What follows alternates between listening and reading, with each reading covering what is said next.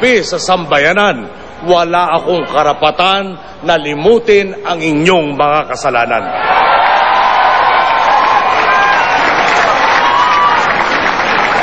To those who are talking about reconciliation, if they mean that they would like us to simply forget about the wrongs that they have committed in the past, we have this to say: there can be no reconciliation without justice.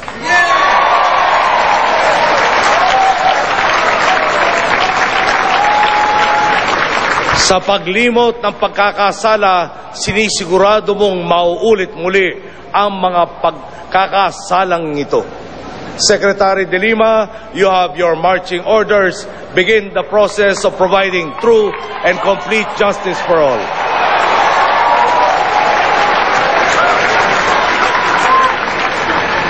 Ikinagagalak din naming ibahagi sa inyo ang pagtanggap ni dating Chief Justice Hilario Davide sa hamon ng pagtatatag at pamumuno sa isang Truth Commission na magbibigay linaw sa maraming kahina-hinalang issue na hanggang ngayon ay walang kasagutan at resolusyon. Ang sinumang nagkamali ay kailangang humarap sa hustisya. Hindi maaaring patuloy ang kalakaran na walang pananagutan at tuloy na pang-aapi.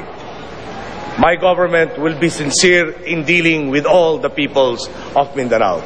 We are committed to a peaceful and just settlement of conflicts, inclusive of the interests of all, may they be Lumads, Bangsamoro, or Christian.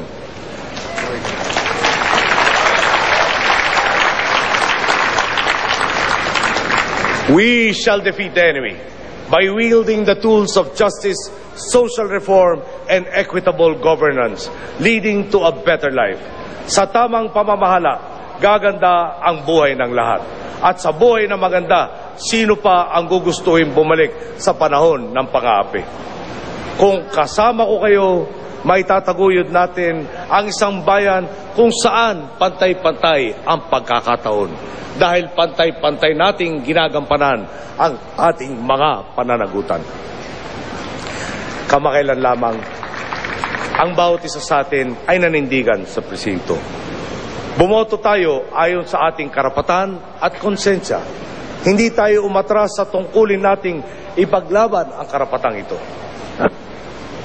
Pagkatapos ng bilangan, pinatunayan ninyo na ang tao ang tunay na lakas ng bayan. Ito ang kahalagahan ng ating demokrasya. Ito ang pundasyon ng ating pagkakaisa. Nangampanya tayo para sa pagbabago. Dahil dito, taas na muli ang Pilipino. Tayong lahat ay kabilang sa isang bansa kung saan maaari ng mangarap muli.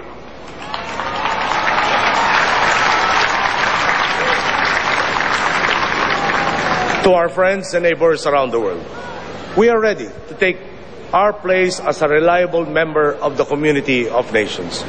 A nation serious about its commitments and which harmonizes its national interests with its international responsibilities. We will be a predictable and consistent place for investment. A nation where everyone will say it all works. Inaanyayahan ko kayo ngayon na manumpa sa ating mga sarili. Sa sambayanan, walang maiiwan. Walang pag-iibang bayan at gastusan na walang wastong dahilan. Walang pagtalikod sa mga salitang binitawan noong kampanya ngayon at hanggang sa mga susunod pang pagsubok na pagdadaanan sa loob ng 6 na taon. Walang lamangan, walang padrino at walang pagnanakaw.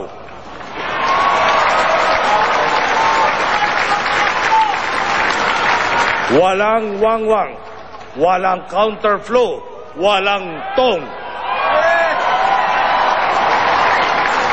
Panahon na upang tayo ay muling magkawanggawa. Nandito tayo ngayon dahil sama-sama tayong nanindigan at nagtiwala na may pag-asa. The people who are behind us dared to dream. Today, the dream starts to become a reality. sa inyong mga nag-isip pa kung tutulong kayo sa pagpasan ng ating krus, isa lang ang aking tanong. Kung kailan tayo nanalo, saka pa ba kayo susuko? Kayo ang boss ko. Kaya't hindi maaaring hindi ako makinig sa mga utos ninyo. We will design and implement an interaction and feedback mechanism that can effectively respond to the people's needs and aspirations. Kayo ang nagdala sa akin sa puntong ito, ang ating mga volunteers, matanda, bata, celebrity, ordinaryong tao na umikot sa Pilipinas para ikampanya ang pagbabago. Ang aking mga kasambahay na nag-asikaso ng lahat ng aking mga personal na mga pangangailangan. Ang aking pamilya, kaibigan at katrabaho na dumamay, nag-alaga at nagbigay ng suporta sa akin. Ang ating mga abogado na nagpuyat para bantayan ang ating mga boto at siguraduhin mabibilang ang bawat isa. Ang aking mga kapartido at kaalyado na kasama kong nangahas mangarap. At ang milyong-milyong Pilipinong nagkaisa, nagtiwala at hindi nawalan ng pag-asa. Nasa inyo ang taos-pusong pasasalamat.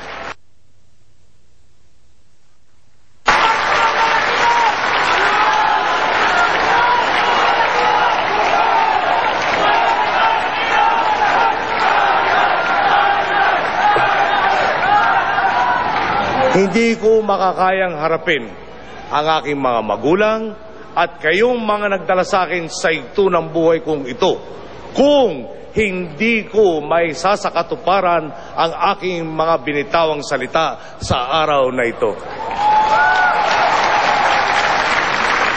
My parents sought nothing less and died for nothing less than democracy, peace, and prosperity. I am blessed by this legacy. I shall carry the torch forward. Layunin ko na sa pagbaba ko sa katungkulan, masasabi ng lahat na malayo na ang narating natin sa pagtahak ng tuwid na landas. At mas maganda na ang kinabukasang ipapamana natin sa susunod na henerasyon.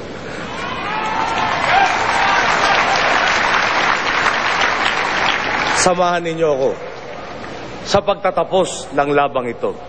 Tayo na sa tuwid na landas. Maraming salamat po at mabuhay ang sambayanang Pilipino. Buhay po! Maraming salamat sa ating bagong Pangulo, Benigno Noynoy Aquino III.